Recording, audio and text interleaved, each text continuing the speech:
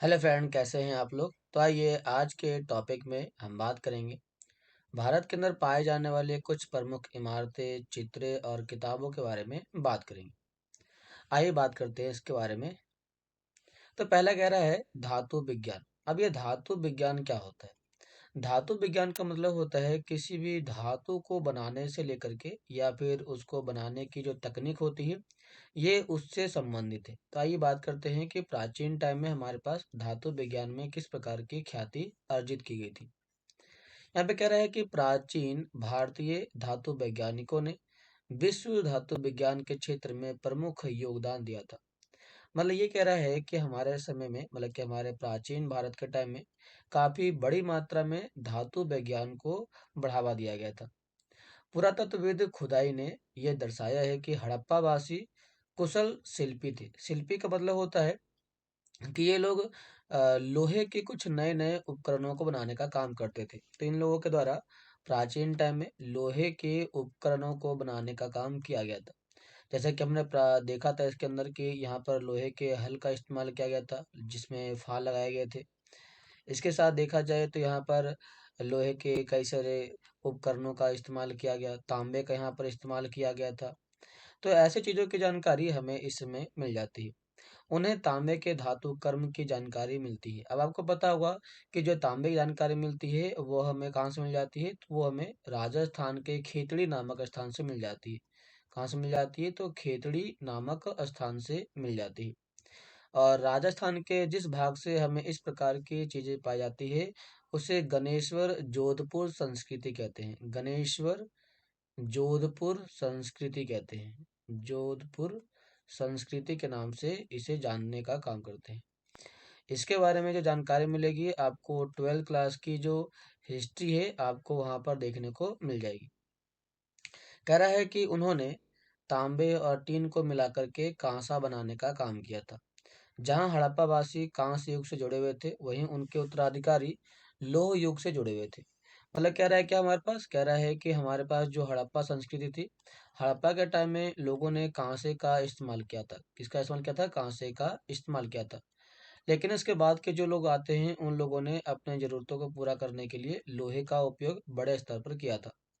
भारत अत्यंत विकसित किस्म के लोहे का निर्माण करता है, जिसे कहते हैं खोटा लोहा, पिटवा लोहा या ढलवा लोहा कह सकते हैं। प्राचीन टाइम में हमारे पास तीन प्रकार के लोहे का उपयोग किया गया था, जिसे हम कहते हैं क्या? जिसे हम कहते हैं खोटा लोहा कहते हैं। दूसरा हम किसे कहते हैं? तो पिटवा लोहा कहते हैं। और जो तीसरा होता है, हम उसे कहते हैं ढलवा लोहा कहते हैं। तो इस प्रकार के लोहे, तीन प्रकार के लोहे का इस्तेमाल बड़े स्तर पर इंडिया में किया गया था। आइए बात करते हैं पहला पॉइंट, जिसका नाम है लौह स्तंभ के बारे में बात करते हैं। तो कह रहा है कि महरौली महरौली दिल्ली के कुतुब मीनार के परिसर में खड़ा एक लौह स्तंभ भारतीय शिल्पकारों की कुशलता का एक अद्भुत उदाहरण है। ये ऐसा इसलिए भी कहा जाता है क्योंकि इसके ऊपर आज तक जंग नहीं लगा है। और ये आज से नहीं बल्कि काफी सालों से, लगभग 1500 साल से ये ऐसे ही खड़ा है। तो वो कह सकते हैं कि इसको बनाने की जो कुशलता थी, ये आज के टाइम में इस प्रकार की चीजें या इस प्रकार की कुशलता या जो तकनीक थी, वो हमें देखने को आज तक नहीं मिलती है। कह रहा है कि इसकी जो ऊंचाई है वो 7.2 मीटर है और इसका वजन 3 टन के आसपास है। इसका निर्माण लगभग 1500 साल पहले हुआ था और इसको बनाने के समय की जानकारी हमें इस पर खुदे अभिलेखों से मिल जाती है। तो इसके ऊपर यहाँ पे कुछ अभिलेख लिखे गए हैं और इस पे जो अभिलेख लिखे गए हैं वह ब्राह्मणी भाषा में लिखा गया है। किसमें? तो ब्राह्मणी लिपि में लिखा गया है। अब ब्राह्मणी लिपि का प्रचलन कब था? तो ब्राह्मणी लिपि का जो प्रचलन था वह अशोक के टाइम में प्रचलन में था। तो मतलब ये हुआ कि इस प्रकार के जो स्तंभ बनाए गए थे वह किसके द्वारा बनाए गए थे? तो अशोक के टाइम में बनाए गए थे। अशोक के टाइम में इस प्रकार के बनाए गए स्तंभों का मुख्य विशेषता या मुख्य काम ये था कि ये लोगों को या लोगों के जानकारियों को लोगों तक पहुंचाने के लिए या राजा की जानकारियों को लोगों तक पहुंचाने के लिए इस प्रकार के स्तंभों को लिखने का काम बड़े स्तर पर किया गया था। यहाँ पे कह रहा है कि इसमें चंद्र नाम के एक शासक का जिक्र देता है जो गुप्त वंश के थे। आश्चर्य की बात यह है कि इतने वर्षों के बाद भी इसमें जंग नहीं लगा है। कह रहा है ईंटों और पत्थरों की इमारतें। कह रहा है कि शिल्पकारों की कुशलता के नमूने स्तूपों जैसी कुछ इमारतों में देखने को मिलती है। स्तूप का शाब्दिक अर्थ क्या होता है? टीला होता है। लेकिन किसका टीला? तो कहता है जो स्तूप होता है ये इस टाइप का एक टीला होता है। ये एक टाइप का मिट्टी का टीला होता है, मिट्टी का टीला होता है। हालांकि स्तूप विभिन्न आकार के हुआ करते थे, कभी कभी ये गोल, लंबे तो कभी कभी छोटे और बड़े हुआ करते थे। उन सब में से एक समानता थी, प्रायः सभी स्तूपों के भीतर एक छोटा सा डिब्बा रखा गया था और इन डिब्बों में बुद्ध और उनके अनुयायियों के शरीर के अवशेष रखे गए थे। तो शरीर के अवशेष की बात की जाती है तो उसमें क्या रहेगा? तो उसमें आपका रहेगा दांत रहेगा, दांत रहेगा, इसके साथ साथ उनकी हड्डियां रहती थी और इसके साथ साथ देखा जाए तो उनके राख रखे गए थे। मतलब इसके अंदर उन चीज़ों रखा गया था जो उनके अवशेष थे, जो मरने के बाद बच गए थे, उन चीज़ों को इसमें रखा गया था। तो ये जो स्तूप बनाए गए थे, इस स्तूप के बीच में एक डिब्बा रखा गया था और इसी डिब्बे में इन्हीं सभी चीज़ों को दफनाया गया था। कह रहा है कि उनके द्वारा प्रयुक्त हुई कोई भी चीज़ या कोई कीमती पत्थर अथवा सिक्के भी रखे गए थे। इसे धातु मंजूषा कहते हैं। धातु मंजूषा कहते हैं। तो धातु मंजूषा किसे कहते हैं? जब कोई व्यक्ति मर जाता है तो मरने के बाद उसके कब्र में जब हम धातु के कुछ सिक्के को रखते हैं या कोई कीमती पत्थर रखते हैं तो उसे धातु मंजूषा कहा जाता है। कह रहा है कि प्रारंभिक स्तूप धातु मंजूषा के ऊपर रखी मिट्टी के टीले हुआ करते थे। बाद में टीले को ईंटों से ढक दिया गया और बाद के काल में उस गुंबद नुमा ढांचे को तरासे हुए पत्थर से ढक दिया गया। तो ये जो आप देख रहे हैं इस प्रकार की चीज़ों को पहले के टाइम में बनाया गया था और ये जो आप देख रहे हैं ये एक्चुअल में है क्या? तो ये एक एक्चुअल में देखा जाए तो ये धातु का मंजूसा है। धातु मंजूसा है क्योंकि इसे जो बनाया गया है वह धातु के ऊपर बनाया गया है, धातु के मंजूसा के ऊपर बनाया गया है। यहाँ पे कह रहा है कि प्रायः स्तूप के चारों ओर परिक्रमा करने के लिए एक वृत्ताकार पथ हुआ करता था जिसे प्रदक्षिणा पथ भी कहा गया था। तो देख रहे हैं आप यहाँ पर एक मंदिर है, जैसे कि ये हमारे बीच में मंदिर होता है और चारों तरफ गोल घर होता है, जो सॉरी गोल टाइप का होता है। तो इसको घूमने के लिए बनाया गया था और इसी को कहा जाता है प्रदक्षिणा पथ कहा जाता है। इस रास्ते को रेलिंग से घेर दिया गया था, जिसे वेदिका कहा गया था। तो ये आप जो देख रहे हैं ना, ये जो लाइन आप देख रहे हैं, ये वेदिका ही होती थी। कहता है वेदिका में प्रवेश द्वार बने होते थे, जैसे कि आप गेट देख रहे हैं, ये गेट जो था वो प्रवेश द्वार था। कहता है रेलिंग और तोरण प्राय मूर्ति कला के सुंदर कलाकृतियों से सजा हुआ करते थे। तो तोरण क्या होता है? तोरण की यदि बात करते हैं तो इस गेट के ऊपर ये जो चित्र बनाए गए हैं इसी को तोरण कहा गया था। अब कह रहा है कि मानचित्र 7 में अमरावती को ढूंढने का काम करो। तो अमरावती की यदि बात करते हैं तो आपको अमरावती कहाँ पे मिलेगा? तो ये देखो ये रहा आपका अमरावती, ये रहा आपका अमरावती। यहाँ पे कह रहा है कि कभी एक भव्य स्तूप हुआ करता था, लगभग 2000 साल पहले इस स्तूप को सजाने के लिए शिलाओं पर चित्र उकेरे गए थे। अब बात यहाँ पर यह आती है कि अमरावती में हमें जो सांची का स्तूप पाया गया है, जो हमें सांची का स्तूप पाया गया है, ये स्तूप की यदि बात करते हैं ना तो ये स्तूप खत्म हो चुका था। ये स्तूप बाद में जाकर के खत्म हो चुका था। लेकिन जब हम बात करते हैं इसके संरक्षण के बारे में, तो इसके संरक्षण के लिए यहाँ पर जो मुगल शासन थे, उन लोगों ने इसके संरक्षण के लिए बड़े स्तर पर दान दिया था, अनुदान दिया, मतलब पैसे खर्च किए, ताकि इस प्रकार के चीज़ों की हम सुरक्षा कर सके और इसके बचाए रखने के लिए हम यहाँ पर अनुदान दे सके। इसे काम यहाँ पर कुछ लोगों ने करने का काम बड़े स्तर पर किया था। कह रहा है कि कई बार पहाड़ियों को काट करके बनावटी गुफाएं बनाई गई थी। इस तरह की कई गुफाओं को मूर्तियों और चित्रों के द्वारा सजाया गया था।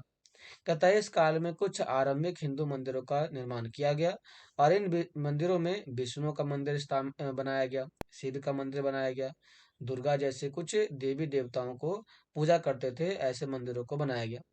मंदिरों का सबसे महत्वपूर्ण भाग गर्भगृह हुआ करता था। तो गर्भगृह किसे कहते हैं? जो मंदिर के बीच का पार्ट होता है, जैसे कि ये मंदिर है, तो मंदिर का जो बीच का पार्ट होता है उसी को कहा जाता है गर्भगृह कहा जाता है। जहाँ पर हम मूर्तियों को रखते हैं, पूजा पाठ करते हैं, उसी को गर्भगृह कहा गया था। जहाँ देवी या देवता की मूर्ति को रखा गया था और इसी स्थान पर पुरोहित धार्मिक अनुष्ठान करते थे और भक्त पूजा करते थे। अक्सर गर्भगृह को एक पवित्र स्थान के रूप में दिखाने के लिए भित्तर गांव जैसे मंदिरों में उसके ऊपर काफी ऊंचाई तक निर्माण किया गया था, जिसे शिखर कहते हैं। जैसे कि मंदिर बनाए गए हैं तो इसके ऊपर वाले भाग को हम कहते हैं शिखर, क्योंकि ये इस प्रकार से बनाया गया था ताकि इसको दूर से ही लोग देख सके।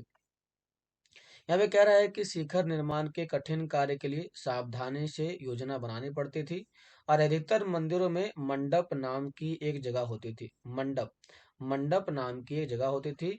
यह एक सभागार होता था जहां पर लोग इकट्ठा हुआ करते थे। जैसे कि आप मंदिर देख रहे हैं ना, तो मंदिर का जो बीच का भाग देख रहे हैं, जैसे कि बीच वाला भाग हो गया जहाँ पर मंदिर को रखा करते थे। इसके चारों तरफ वो भाग जहाँ पर लोग बैठने का काम करते थे, बरामदा, उसी को यहाँ पर मंडप कहा गया था। मानचित्र साथ में महाबलीपुरम और एहोल को ढूंढने का काम करते हैं। आइए देखते हैं महाबलीपुरम और एहोल को ढूंढते हैं। देखो ये रहा एहोल, और महाबलीपुरम की बात करते हैं तो ये रहा आपका महाबलीपुरम। इन दोनों ही जगहों पर आपको इस प्रकार की चीजें या मंदिरों को देखने को मिल जाता है। कहता है इन शहरों में पत्थरों के बने कुछ उत्कृष्ट मंदिर होते हैं। इनमें से कुछ यहाँ पर दिखाया गया है। आइए बात करते हैं आगे। तो कह रहा है कि स्तूप और मंदिर किस तरह बनाए जाते थे। कह रहा है कि स्तूप और मंदिरों को बनाने की प्रक्रिया कई अवस्थाओं में होती थी। इसके लिए काफी धन खर्च होते थे, इसीलिए आमतौर पर राजा या रानी ही इन्हें बनवाने का निश्चय करते थे। पहला काम अच्छे किस्म के पत्थरों को ढूंढना। मतलब ये हुआ कि यदि कोई मंदिर बनवाना चाहता है तो मंदिर को बनवाने के लिए जो पहली चीज जरूरत पड़ती थी वो थे पत्थर। तो पहला पत्थरों को ढूंढा गया। दूसरा यहाँ पे कह रहा है क्या शिलाखंडों को खोद करके निकाला गया था पत्थरों को, और फिर पत्थर या स्तूप के लिए सोच विचार करके तय किया गया कि तय किए गए स्थानों पर शिलाखंडों को पहुंचाना। तो अब पत्थरों को पहुंचाने का काम किया गया। तो पत्थरों को पहुंचाना कहाँ पे पहुंचाएंगे, इसे जहां पर बनाना है उस जगह पे पहुंचाने का काम करेंगे। और ये पत्थरों को काट छाड़ करके तराशने का काम खंभों में करना, दीवारों की चौखटें बनाना, फर्शों को बनाना, छत को आकार देना, इस प्रकार के काम इन पत्थरों को काट करके किया गया। तो पत्थरों को काट करके क्या किया गया, तो डिजाइन तैयार करना, डिजाइन को बनाना या डिजाइन तैयार करना, ऐसे काम इनसे किए गए थे। तो ये थे आपके तीसरा काम था। यहाँ पे कह रहा है कि इन सब के तैयार हो जाने के बाद सही जगह पर उन्हें लगाना काफी मुश्किल काम था। तो इन्हें सजाना, अब इन्हें सजाया गया तो सजाने का भी काम जो था वो काफी ज्यादा मुश्किल भरा काम था।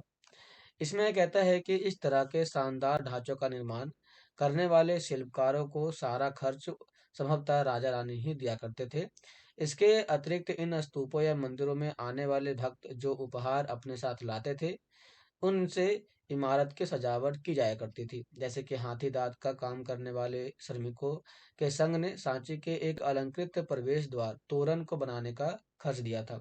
प्रवेश द्वार किसे कहते हैं, तोरण को ही कहते हैं। तो कई बार प्रवेश द्वार को तोरण द्वार भी कहते हैं। जैसे कि आप ये गुफा देख रहे हैं, ये एक्चुअल में पत्थरों को काट के बनाया गया था। तो इसमें जितने भी स्तंभ बनाए गए हैं, या तो इन स्तंभों को यहीं पर काटा गया है या फिर इनको बाहर से काट करके यहाँ पर लगाने का काम किया गया है। ठीक है। यहाँ पे कह रहा है क्या है, इनकी बनावट के लिए पैसे देने वालों में व्यापारी, कृषक, माला बनाने वाले, इत्र बनाने वाले, लोहार, सुनार तथा ऐसे कई स्त्री पुरुष भी शामिल थे, जिनसे नाम खम्भों, रैलियों और दीवारों पर खुदाए गए हैं। इसीलिए जब तुम इन स्थानों को देखने जाओ तो याद रखना कि कितने सारे लोगों ने इन्हें बनाने और सजाने में अपना योगदान दिया है।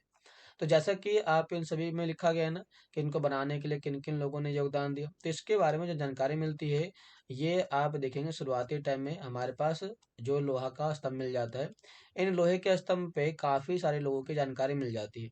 तो जो जानकारी मिलती है प्राचीन टाइम में अशोक के द्वारा, इसी प्रकार के कई सारे अभिलेख मंदिरों, महलों, राजमार्गों को बनाने वाले जितने भी लोग हुआ करते थे, उनके नामों को इसके ऊपर लिखा गया था।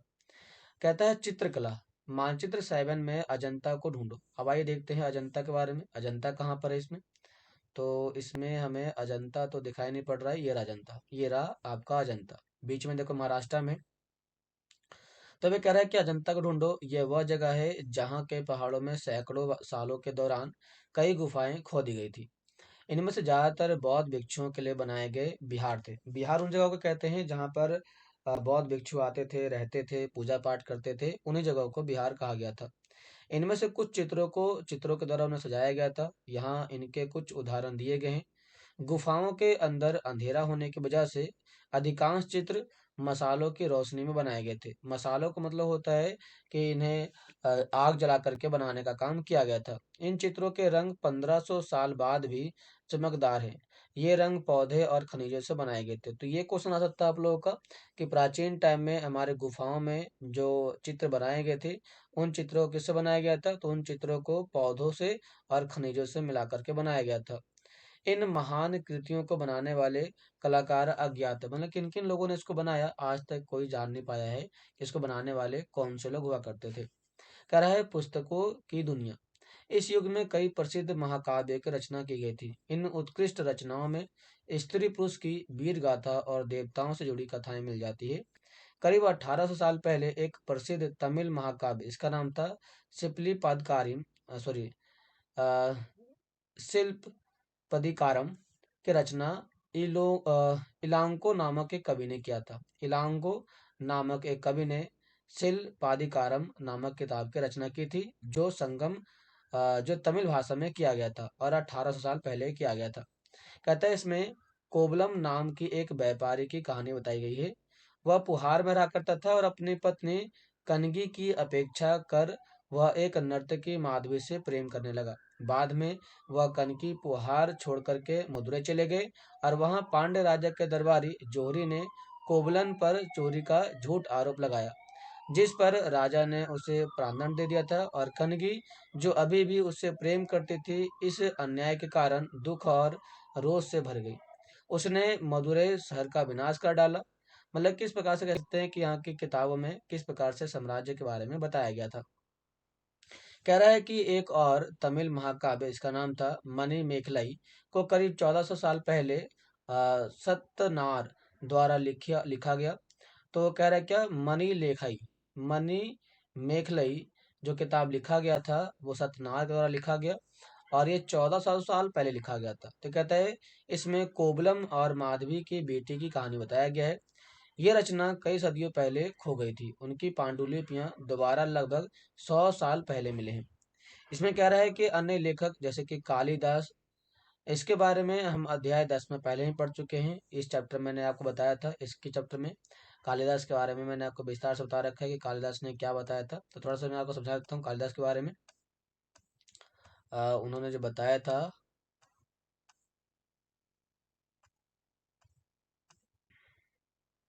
जो कह रहे हैं यहाँ पर, कालिदास अपने नाटकों में राज दरबार के जीवन के चित्रण के लिए प्रसिद्ध थे। इन नाटक में एक रोचक बात है कि राजा और अधिकांश ब्राह्मणों को संस्कृत बोलते हुए दिखाया गया था, जबकि अन्य लोग, महिलाएं, प्राकृत बोलते हुए दिखाए गए हैं। उनका सबसे प्रसिद्ध नाटक अभिज्ञान शकुंतलम था। इसमें राजा और शकुंतलम नाम की एक युवती की प्रेम कहानी बताई गई है। एक इस नाटक में एक गरीब मछुआरे के साथ राज कर्मचारी के दुर्व्यवहार की बात भी बताई गई है। तो इसके बारे में मैंने आपको समझा दिया कि कालिदास के बारे में क्या बताया गया था। यहाँ पे कह रहा है, आगे क्या कह रहा है कि पुरानी कहानियों का संकलन और संरक्षण। कह रहा है कि हिंदू धर्म से जुड़ी कई कहानियां जो बहुत पहले प्रचलित थी, इसी काल में लिखी गई। इसमें से पहला तो है पुराण। पुराण का शाब्दिक अर्थ होता है प्राचीन, क्योंकि पुराना मतलब बहुत ही पहले का टाइम का होगा, तो प्राचीन टाइम से इसका संबंध होता है। जैसे कि पुराणों में विष्णु, शिव, दुर्गा, पार्वती, कई सारे देवी देवताओं से जुड़ी हुई कहानियां मिल जाती है। इनमें से इन देवी देवताओं की पूजा की विधियां दी गई है। इसके अतिरिक्त इसमें संसार की सृष्टि, संसार कैसे बना, राजाओं के बारे में कि राजा कैसे हुआ करते थे, उनका व्यवहार कैसा था, इसके बारे में विस्तार से बताया गया है। अधिकतर पुराण सरल संस्कृत श्लोक में लिखे गए हैं, जिसमें जिससे अब उन्हें सुन और समझ सकते हैं आसानी से। स्त्रियां और शूद्र जिन्हें वेद पढ़ने की अनुमति नहीं थी, वे भी इसे सुन सकते थे। तो जो हमारे पास पुराण था, तो पुराणों को सुनने और पढ़ने का जो अधिकार था, वो यहाँ पर महिलाओं को और शूद्रों को, दोनों को ही दिया गया था। कह रहा है कि पुराणों का पाठ पुजारी मंदिर में किया करते थे, जिसे लोग सुनने का काम करते थे। दो संस्कृत महाकाव्य, इसका नाम था महाभारत और रामायण, लंबे अरसे से लोकप्रिय रहे। और तुम में से भी कुछ बच्चों ने इन कहानियों से परिचित होंगे, क्योंकि ज़्यादातर हमने महाभारत के बारे में और रामायण के बारे में, कई सारे नाटक, सीरियल और किताबों के बारे में आपने विस्तार से पढ़ रखा होगा। कहता है महाभारत कौरवों और पांडवों के बीच के युद्ध की कहानी बताता है।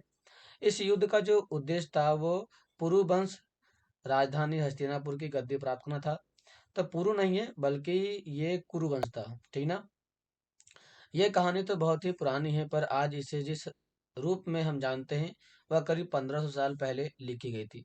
माना जाता है कि पुराण और महाभारत दोनों को ही व्यास व्यास ने लिखने का काम किया था। तो यहाँ से क्वेश्चन आ जाता है कि पुराण और महाभारत, इन दोनों को किसने लिखा है? तो इन दोनों को व्यास नामक ऋषि ने लिखने का काम किया है। महाभारत में भगवत गीता, जिसके बारे में आपने अध्याय 9 में पढ़ चुके हैं। तो मैंने आपको इसके बारे में पहले ही बता रखा है। इसके लिए आप जाकर के चैनल पर 9 चैप्टर आप देख सकते हैं। 9 चैप्टर के बारे में आपको विस्तार से मिल जाएगा। यहाँ पे कहा गया कि रामायण की कथा कौशल के राजकुमार के बारे में बताया गया है। उनके पिता ने उन्हें वनवास दे दिया था। जैसे कि आपको पता होगा कि यहाँ पर राम को 14 साल का वनवास दिया गया था। वह अपनी पत्नी सीता का लंका के राजा रावण के अपहरण कर लिए गए थे और सीता को वापस लाने के लिए राम को लड़ाई लड़नी पड़ी थी। वे विजयी होकर के कौशल की राजधानी अयोध्या लौटते हैं और मगध सॉरी महाभारत की तरह ही रामायण भी एक प्राचीन कहानी से जुड़ा हुआ है, जिसे बाद में लिखित रूप दिया गया। संस्कृत रामायण के लेखक वाल्मीकि माने जाते हैं। तो यहाँ पर रामायण को जो लिखा गया वह किसके द्वारा लिखा गया? तो वह वाल्मीकि के द्वारा लिखा गया था। इसमें कहता है कि इस उपमहाद्वीप के विभिन्न भागों में महाभारत रामायण के अलग अलग रूपांतरण लोकप्रिय हैं। जैसे कि इसके आधार पर नाटक बनाए गए हैं, गीत बनाए गए हैं और नृत्य परंपरा भी बनाए गए हैं। कहता है कि आम लोगों के द्वारा कही जाने वाली कहानियां, आम लोग भी कहानियां कहते हैं, कविताएं और गीतों की रचना करते रहते हैं। कहते हैं गाते गाते थे, कुछ नाचते थे, कुछ नाटकों को खेलते थे। इनमें से कुछ तो इस समय के आसपास जातक, जातक का मतलब होता है मैंने कहा फिर किसी और ने सुना दिया उसको, फिर मैंने किसी को कहा तो उसने किसी और को सुना दिया। तो इस प्रकार से जब कहानियां फैलती है तो उसे कहा गया जातक कथा। पंचतंत्र की कहानी के रूप में लिख करके सुरक्षित कर लिया गया। जातक कथाएं तो अक्सर स्तूपों की रैलियों और अजंता के चित्रों में दर्शाए गए थे, क्योंकि पहले के टाइम में लोगों को भाषा का ज्ञान नहीं था, तो लोगों ने उसको लिखने के लिए चित्रों का उपयोग काफी बड़े स्तर पर किया था। इनमें से एक कहानी अगले पेज पर दी गई है। इसमें देखो बंदर राजा की कहानी दी गई है। तो इसके बारे में तो आप लोगों ने पहले ही पढ़े रखा होगा। इसमें कह रहा है क्या? विज्ञान की पुस्तकें। इसी समय गणितज्ञ और खगोल शास्त्री आर्यभट्ट ने संस्कृत में आर्यभट्टियम नाम की एक पुस्तक लिखने का काम किया था। तो क्लास ध्यान देना कि संस्कृत में आर्यभट्ट ने आर्यभट्टियम नामक किताब लिखने का काम किया। इसमें उन्होंने लिखा है कि दिन और रात पृथ्वी के अपने धुरी पर चक्कर लगाने की वजह से होता है, जबकि लगता है कि रोज सूर्य निकलता है और डूबता है। उन्होंने ग्रहण के बारे में भी एक वैज्ञानिक तर्क दिया। उन्होंने वृत्त की परिधि को मापने की विधि ढूंढा, जो लगभग उतनी ही सही है जितनी आज प्रयुक्त होने वाली विधि है। कह रहा है कि बारहमिहिर, ब्रह्मगुप्त और भास्कराचार्य कुछ अन्य गणितज्ञ और खगोलवेत्ता हुए थे, जिन्होंने कई खोज किए और इनके बारे में तुम पता लगाओ कि इन्होंने क्या क्या खोज किए थे। कह रहा है कि शून्य के बारे में, अंकों का प्रयोग पहले से होता था और अब भारत के गणितज्ञ के शून्य के लिए एक चिन्ह का आविष्कार किया गया था। तो शून्य का जो आविष्कार हमारा पहले ही कर दिया गया था। गिनती की ये पद्धति अरबों के द्वारा अपनाई गई थी, तब यूरोप में फैल गया। तो पहले शून्य को अरब ने अपना लिया और फिर ये यूरोप में फैल चुका था। फिर यहाँ पे कह रहा है क्या कि आज भी ये पूरी दुनिया में प्रयोग किया जाता है। रोम के निवासी शून्य का प्रयोग किए बगैर गिनती करते थे। इसके बारे में भी और भी जानकारी हासिल करने की कोशिश करो कि शून्य का प्रयोग पहले कब और कहाँ किया गया। आयुर्वेद की बात करते हैं तो आयुर्वेद चिकित्सा विज्ञान की एक विख्यात पद्धति है, जो प्राचीनतम भारत में विकसित हुआ था। प्राचीन भारत में आयुर्वेद के दो प्रसिद्ध चिकित्सक थे, जिसे कहते हैं चरक, दूसरा कहते हैं सुश्रुत। कहते हैं कि चरक के द्वारा रचित चरक संहिता औषधि शास्त्र का एक उल्लेखनीय पुस्तक है। इनकी अपनी रचना सुश्रुत संहिता में सुश्रुत ने शल्य चिकित्सा के बारे में बताया है। शल्य का मतलब होता है हड्डी के विशेषज्ञ। जो हड्डी के चिकित्सक होते हैं उनके द्वारा बताया गया कि हड्डी का उपचार कैसे किया जाए, हड्डी जब टूट जाती है तो कैसे जोड़ा जाए, इसके बारे में इन्होंने अपने किताब में विस्तार से बता रखा है। तो क्लास आज का टॉपिक हमारा यहीं पर खत्म होता है। इसी के साथ आज हमारा जो सिक्स क्लास की आपकी हिस्ट्री है, सिक्स क्लास की हिस्ट्री आपकी खत्म होती है। इसका पूरा का पूरा टॉपिक खत्म हो जाता है। पूरे आपके 1 से 11 तक आपके जितने भी टॉपिक थे, चैप्टर थे, खत्म हो जाते हैं। इसके बाद हम अपने नेक्स्ट टॉपिक में चालू करेंगे सिविक्स। सिविक्स जो हम बात करेंगे वह सिविक्स आपकी होगी 6 क्लास की। और इस प्रकार से जो भी आपको वीडियो बना के दिया गया है, यदि आपको ये वीडियो अच्छी लगती है, पसंद आती है, तो वीडियो को सब्सक्राइब लाइक जरूर कीजिए। और मिलते हैं नेक्स्ट वीडियो में नेक्स्ट क्लास के साथ साथ। तो आज के लिए इतना ही, धन्यवाद।